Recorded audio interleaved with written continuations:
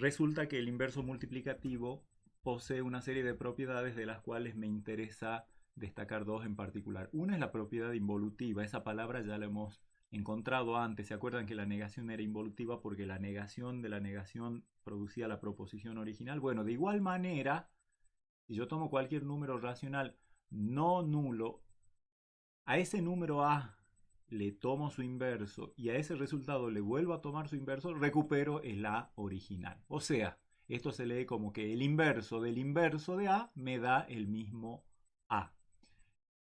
Una manera de demostrar esto es tomar un elemento genérico del conjunto de los racionales que no sea el cero, con lo cual el n no va a poder ser cero, el denominador, porque nunca una fracción tiene denominador cero, pero tampoco en este caso el m va a poder ser cero porque el cero, recordemos, no tiene inverso multiplicativo. Entonces tomo una fracción a igual a m sobre n con m y n enteros, ninguno de ellos cero. Tengo que calcular el inverso del inverso. Entonces el primer paso sería calcular el inverso de a, si a es m sobre n. ¿Sí? Acá tengo que calcular el inverso de m sobre n. Entonces lo primero que hago es resolver el inverso de m sobre n, que es n sobre m, por lo que acabamos de ver, que es dar vuelta, o sea, para calcular este primer inverso lo que tengo que hacer es dar vuelta a esta fracción, me queda n sobre m, y a eso le tengo que sacar el inverso, que es de nuevo dar vuelta a la fracción, y dar vuelta dos veces la fracción obviamente hace que recuperemos la fracción original. El inverso del inverso de a es el propio a.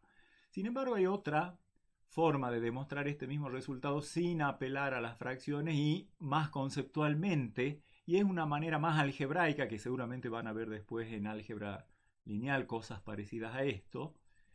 Y es la siguiente: ¿cómo hago yo para demostrar que el inverso de un número es cierto número? Bueno, los multiplico y veo si me dan 1, o sea, si cumplen la definición de inverso. Entonces, si yo postulo que el inverso de este número es a, cuando este número lo multiplique por a, el resultado va a tener que ser 1 si es que esto es cierto. Para eso, ¿qué tengo de dato? Yo sé que por definición cualquier número multiplicado por su inverso me da 1. Así que fíjense, cuando haga el producto entre este número y lo que yo propongo como su inverso, que es a ver si ese resultado me da 1, pero esta expresión es exactamente lo mismo que esta, y ya sé que es igual a 1 por la conmutatividad del producto, así que en definitiva, si yo acá estoy viendo que a a la menos 1, o sea, el inverso de a multiplicado por este número me da 1, este número sí o sí es el inverso de este número, o sea, este número, el inverso del inverso de a es a. Y otra propiedad interesante de los inversos es qué pasa cuando yo tomo dos números racionales, los multiplico y a ese resultado le saco el inverso. ¿Tiene alguna relación con los inversos individuales? Veamos. Si yo tomo dos números racionales, ninguno de ellos sea cero, y los multiplico y a esa multiplicación, a ese resultado, le saco el inverso, el resultado es el producto de los inversos de A y de B. O sea, esta propiedad, que es fácil de ver como la vamos a ver ahora, dice el inverso de un producto es el producto de los inversos. Como que la operación de tomar inversos distribuye respecto del producto. Y la demostración es que si yo tomo dos números que no sean racionales, que no sean el 0, dos números racionales que no sean el 0 en forma de fracción, m sobre n, con m y n enteros, n distinto de 0, y m también para que no sea el 0, y p sobre q, también p y q ambos distintos de 0, y hago el producto de ellos y a ese resultado le sumo inverso, bueno, primero tengo que hacer el producto, que ya sé que es m por p sobre n por q por definición de producto de fracciones. Y el inverso de eso es dar vuelta a la fracción, o sea, el denominador pasa a numerador, el numerador pasa a denominador. Pero a esta expresión la puedo ver como el producto de estas dos fracciones, ¿verdad? N sobre m y q sobre p. n sobre m por q sobre p, si multiplico numerador por numerador y denominador por denominador, llego exactamente a esto. Así que esto es igual a esto. Y esto, fíjense que la primera fracción es el inverso de la primera fracción que estaba acá adentro, o sea, el inverso de m sobre n. Y la segunda es el inverso de p sobre q. Así que ahí he demostrado que el inverso de m sobre n por p sobre q es el inverso de m sobre n por el inverso de p sobre q. No se les ocurra pensar que si yo hago una suma, el inverso de una suma es la suma de los inversos. Busquen ejemplos, fácilmente van a encontrar como para ver que no es así. Con la suma no, con el producto sí. La operación siguiente básica dentro de los racionales es la natural, que esperamos que es la división. Ya tenemos definido una buena multiplicación. Por lo tanto, podemos definir la división. De nuevo lo vamos a hacer al mismo estilo que hemos definido la diferencia, como la suma del inverso. O sea, a menos b era a más el inverso para la suma, o sea, el opuesto de menos b. De la misma manera, si yo tomo dos racionales y pienso en la división a dividido b, primero voy a pedir que el b no sea 0, la división por 0 no está permitida, y la voy a definir de la siguiente manera: a dividido b. Bueno, hay varias maneras, varios símbolos que representan la división entre dos fracciones. Una es esta, varios textos usan diferentes simbologías, nosotros las vamos a usar a todas porque algunas en algunos casos convienen más que otras. La primera va a ser la barrita horizontal y dos puntitos uno arriba y otro abajo. Algunos libros usan incluso dos puntos sin esa barrita. A dividido b.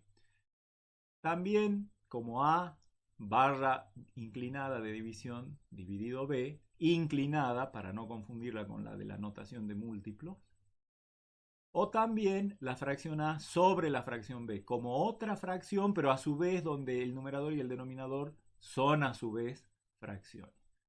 Cualquiera de estos tres símbolos representa la división entre la fracción A y la fracción B, y simplemente se resuelve multiplicando al numerador, es decir, a la fracción de arriba o a la de la izquierda de los signos dividido, por el inverso multiplicativo de la que está abajo o a la derecha.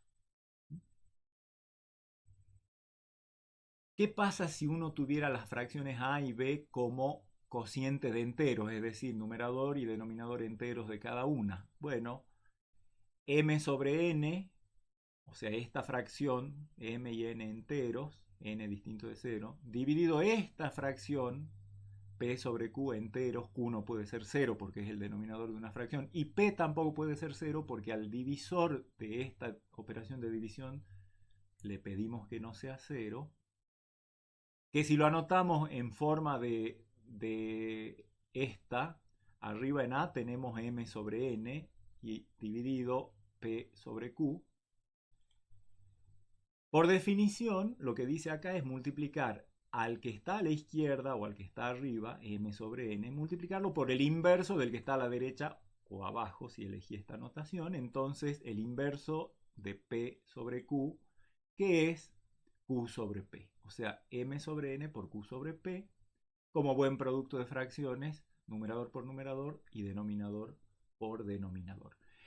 Ustedes suelen usar un atajo directo y está bien que lo hagan, pero háganlo con cuidado porque muchas veces meten la pata.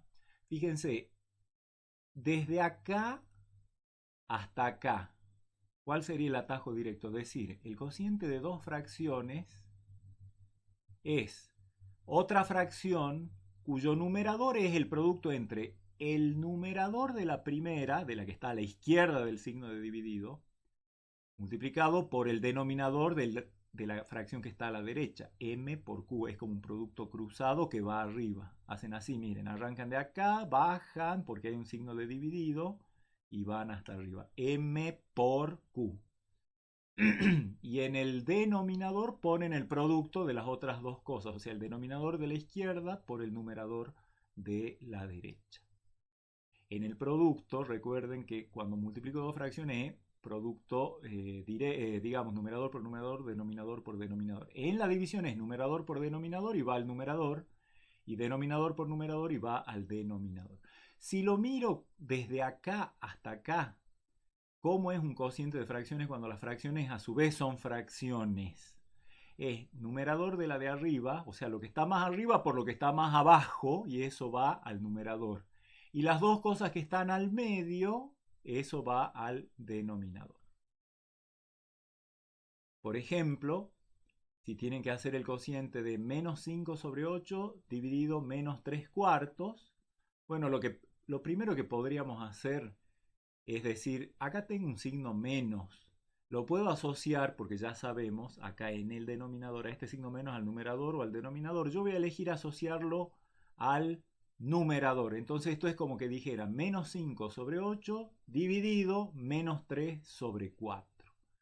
Y por la regla que acabamos de ver, es menos 5 por 4 por, sobre 8 por menos 3. Podría también haber elegido el hecho de decir, pero si acá arriba tengo una fracción negativa y acá abajo otra fracción negativa, bueno, pero estoy aplicando la definición que podría haber ya me podría haber dado cuenta de que esto va a dar un resultado positivo. No importa, va a salir de acá. Al hacer el producto de los numeradores, así de acuerdo a esta fórmula, yo antes de agrandar tanto los números veo si puedo cancelar para que no se me hagan tan grandes. El 8 se puede cancelar, la cuarta es 2 y de 4 es 1, así que arriba va a quedar menos 1, menos 5 por 1, menos 5, y abajo 2 por menos 3, o sea, menos 6. Y menos 5 sobre menos 6 a su forma reducida es 5 sextos. La siguiente operación es la de potenciación, que no les va a representar casi ninguna sorpresa respecto de lo que ya conocemos que es la potenciación, que es una multiplicación repetida. Lo único que nosotros sabíamos hacer multiplicaciones repetidas con exponente positivo o cero. Ahora los racionales me van a permitir también considerar el caso en el que el exponente es un entero negativo, que hasta el momento no teníamos definido en todo lo que venimos viendo. Bueno, ¿cómo se define la potenciación con exponente natural y base racional? Como siempre, la multiplicación de la base, una cantidad de factores como indique el exponente. Eso no es ninguna novedad. Ya vamos a ver dentro de un ratito una forma más explícita de esto en términos del numerador y del denominador de A. Exponente cero, lo único que le vamos a pedir al racional que esté en la base es que no sea el 0, porque 0 a la 0 siempre va a ser indefinido. Pero cualquier racional no nulo elevado a la potencia 0 va a ser un 1. Hasta ahí no hay novedades. Es la misma definición, el mismo formato de definición que teníamos para los naturales y los enteros. Pero acá aparece la novedad. ¿Qué pasa si tengo una base racional y un exponente negativo? Bueno, la fórmula es muy simple y nos suena, creo que a todos. Cuando el exponente es negativo, se invierte la base y se cambia de signo al exponente. Es decir, a a la n con n negativo se transforma en una potencia con exponente positivo, que es menos n, porque si n es negativo, menos n es positivo, y cuya base es el inverso multiplicativo de la base. Ya lo vamos a ver en ejemplos, por supuesto, pero antes hagamos, digamos, qué significaría para el caso en el que el racional A ya esté expresado como forma de fracción.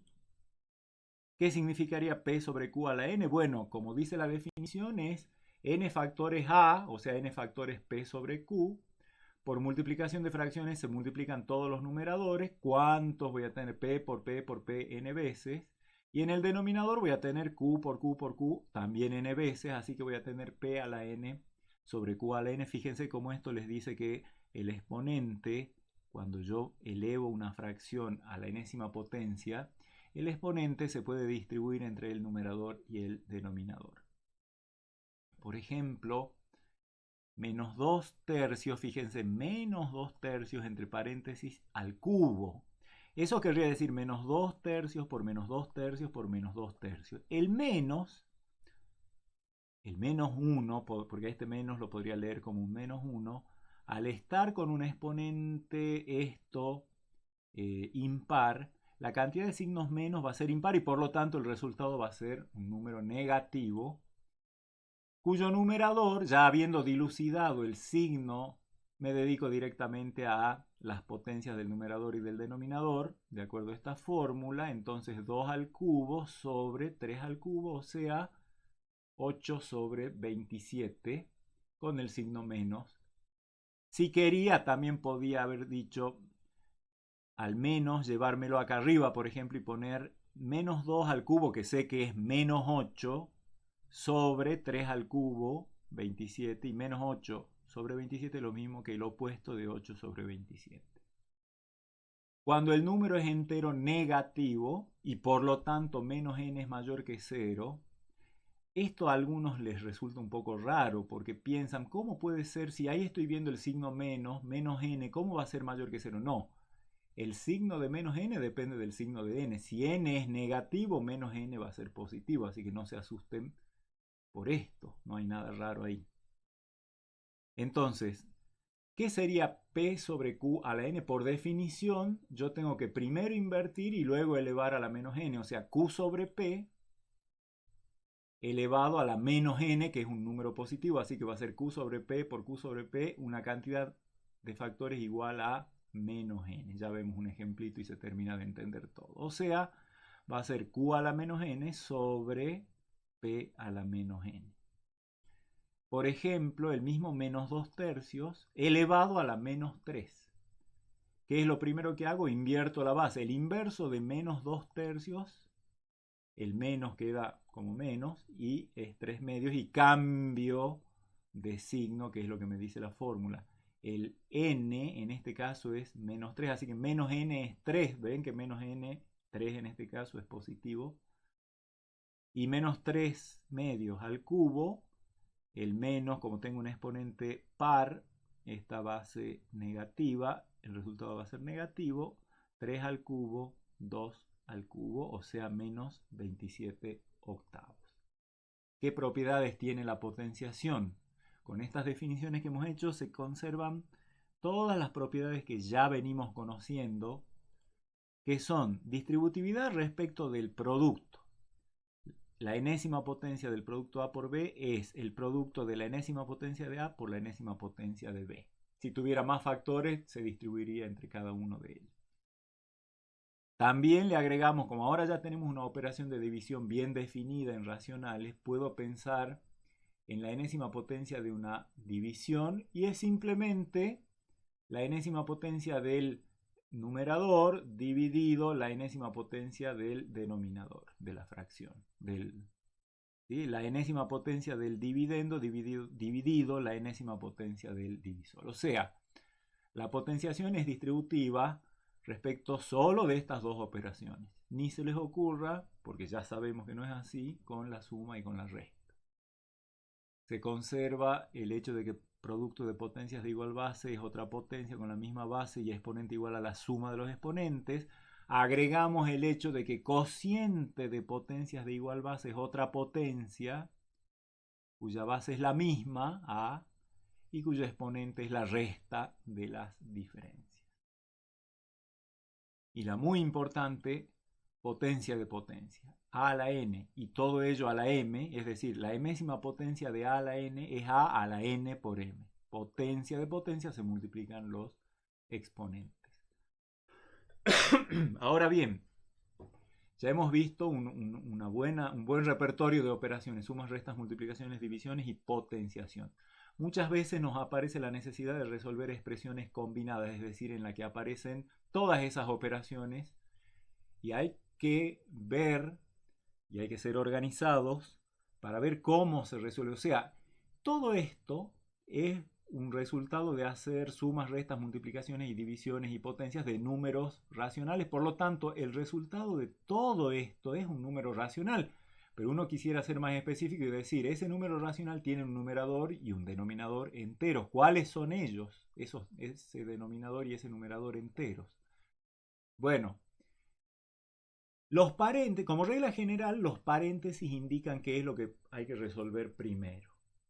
Ante la ausencia de paréntesis, hay cosas que sí podría resolver. Por ejemplo, acá tengo un denominador que yo sé que es 7 más 5, yo sé que eso lo puedo resolver inmediatamente. Ese denominador de esta primera fracción sería 12. Pero bueno, hace falta algo un poquito más organizado que nos diga cómo resolver. Como les decía, primero un paréntesis, primero se resuelven los paréntesis. Ahora, en las expresiones que no tienen paréntesis, hay un orden en el que se hacen las cosas. Y el orden es el siguiente, y presten atención.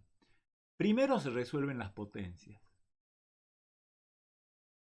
Luego, los productos y cocientes. Y luego, las sumas y restas de los términos que forman la expresión combinada. Veamos un ejemplo. Supongamos que mi expresión combinada, ven, esta no tiene paréntesis. Entonces, como les decía, hay cosas que puedo resolver por más que no estén entre paréntesis, porque ya sé que, por ejemplo, acá tengo una fracción cuyo numerador es 1 más 7. Eso es lo mismo que la misma fracción con el denominador 7 y el numerador 8. Entonces hay cosas que puedo resolver. Ahora, el tema es la combinación de las otras cosas. Primero, potencias. ¿Qué potencias hay acá? Acá hay una sola, pero les quiero llamar la atención a esto.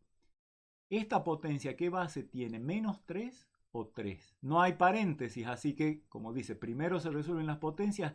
Al no haber paréntesis, la convención es que el exponente afecta solo a la base sin el signo. Eso es convención. Así que acá es como que tengo una potencia 3 al cuadrado y luego a ese resultado el opuesto.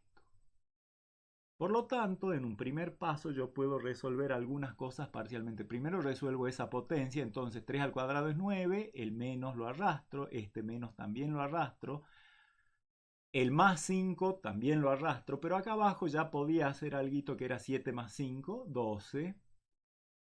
El dividido 2 quintos, yo sé que si a toda esta fracción la divido por otra fracción, el resultado es lo mismo que multiplicar por el inverso de esta, que es 5 medios, así que ya en este primer paso ya lo pongo como multiplicado por el inverso.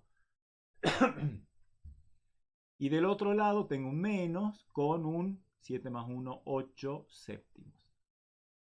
Bien, entonces ahora ya no tengo potencias, pero ¿qué tengo que hacer? Bueno, primero hay una cosa que también, esta es una fracción cuyo numerador vale menos 9 más 5, o sea, menos 4. Entonces, a esto lo podría escribir un poquito más simple todavía de esta manera, haberle resuelto esta parte. Y ahora la separación en términos diría, bueno, como desde siempre, ¿no? Desde acá si separaba en términos, tenía estos dos términos que un poquito más, escritos más simplemente son este y este. Primero hago los productos y después las sumas y restas tal como dice nuestra regla.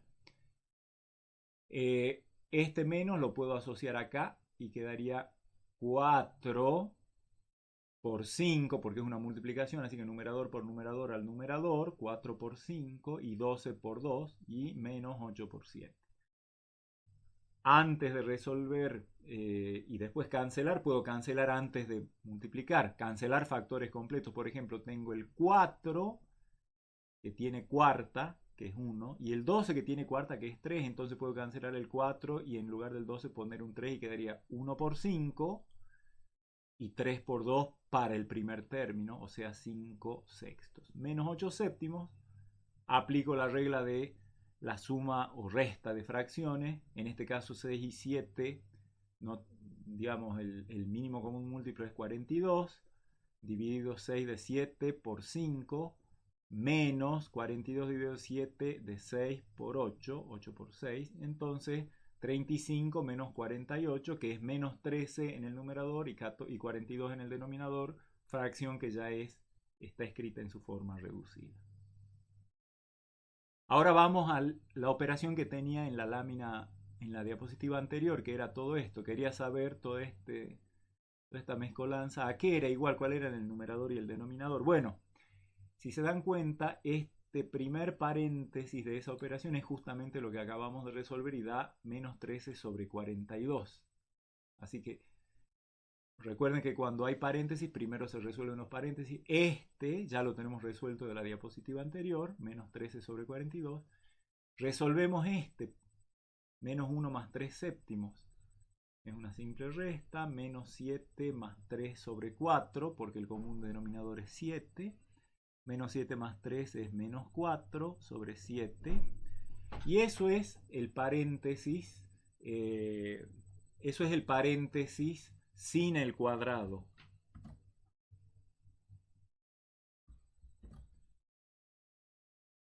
Así que para obtener el cuadrado, así ya obtenemos directamente todo el resultado del divisor de esta fracción. Si este número, lo que está entre paréntesis, es menos 4 séptimos, su cuadrado va a ser el cuadrado de menos 4 séptimos. O sea, menos 4 séptimos por menos 4 séptimos va a dar resultado positivo. 4 por 4, 16. 7 por 7, 49. Todo eso entonces equivale a toda esta parte de la expresión que estamos evaluando. Así que la expresión completa, ¿qué queda igual? Bueno, 14 tercios por el resultado de este paréntesis, que ya sé que es menos 13,42, menos 8 séptimos dividido el resultado de este cuadrado, que es 16,49. Y eso da, bien, acá puedo darme cuenta, primero tengo que hacer este término, entonces tengo un 14 y un 42. El 42 contiene exactamente 3 veces al 14, así que acá puedo cancelar, sacar la 14ava de 14 es 1, de 42 es 3. 3 por 14 es 42. Entonces me quedaría menos 13 sobre 3 por 3, 9. Menos, esta división es el producto por la fracción inversa, 49 sobre 16. Entonces esto queda menos 13 sobre 9, menos, acá también puedo cancelar la octava y la octava, me va a quedar un 2, y la séptima me va a quedar un 7, total que me va a quedar 7 medios después del signo menos. Aplico la definición de resta y me da menos 89,18. O sea, efectivamente toda esta expresión complicada en realidad equivalía a este número racional menos 89,18. Vale la pena investigar un poquito cómo se averigua si dos números racionales son iguales. Con los naturales no teníamos ese problema porque teníamos una sola forma de representar a los números naturales, o por lo menos hemos visto una. Y con los números racionales, acuérdense que varias fracciones diferentes pueden ser equivalentes y representar el mismo número. Entonces, ¿cómo se decide si dos fracciones representan un mismo número? Incluso está la incógnita de si yo tengo un número racional en forma de fracción y otro número racional en forma decimal, ¿cómo decidir si son iguales o no? Bueno, una manera es pasando uno de ellos a la otra forma y comparándolos. Acá yo voy a concentrarme en la igualdad de dos números racionales cuando los dos números están en forma de fracción. O sea, si yo tengo una fracción con numerador y denominador enteros, otra fracción P y Q enteros, N y Q distintos de 0, ¿qué tiene que pasar para que estos dos números, estas dos fracciones representen el mismo número? Una estrategia podría ser reducir esto o sea, pasar esta fracción a su forma reducida, pasar esta fracción a su forma reducida y ver si esas dos formas reducidas son iguales. Pero hay una manera mucho más cómoda que evita pasar a hacer tantas cuentas. Y es la siguiente, miren. Yo esperaría que si un número es otro, entonces si dos números son iguales, resto uno de ellos al otro y el resultado me da 0. ¿Sí? O sea que dos números son iguales y solo si la diferencia de ambos es igual a 0. Pero ahora yo tengo una fórmula para calcular la diferencia, que es m por q menos p por n dividido n por q. Y eso es lo que tiene que ser igual a 0. ¿Y cuándo una fracción es la fracción 0? Cuando el numerador, o sea, m por q menos p sobre n, es igual a 0. Que admite incluso una forma más concisa de ser dicho esto, que m por q menos p por n sea igual a 0 es lo mismo que decir que m por q sea igual a p por n. Entonces, dos fracciones son iguales si solo si los dos productos cruzados que yo puedo hacer es numerador de la izquierda por denominador de la derecha y numerador de la derecha por denominador de la izquierda si esos dos números son iguales. Si esos dos números son iguales, las dos fracciones son iguales. Y si no son iguales, las fracciones no son iguales. Veamos ejemplos. Esto es fácil darse cuenta de que esta igualdad es cierta porque esta es una fracción equivalente a esta en donde he usado el 2 como factor del numerador y del denominador, 1 por 2, 2, 2 por 2, 4. O sea, son fracciones equivalentes, por lo tanto son iguales.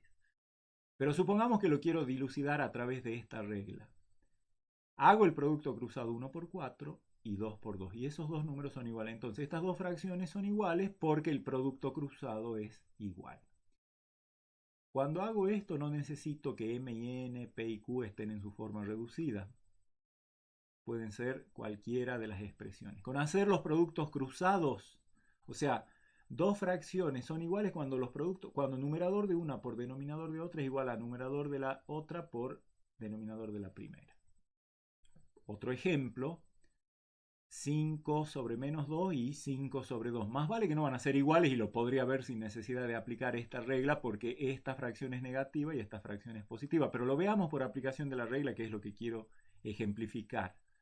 Hago el producto cruzado, me da 10, y luego el otro producto cruzado, menos 2 por 5, me da menos 10, y 10 no es lo mismo que menos 10, así que estos dos números son distintos. Así que ahí tengo un criterio bastante fácil para decidir cuándo dos fracciones son iguales, cuando los productos cruzados, así como hemos explicado, dan igual.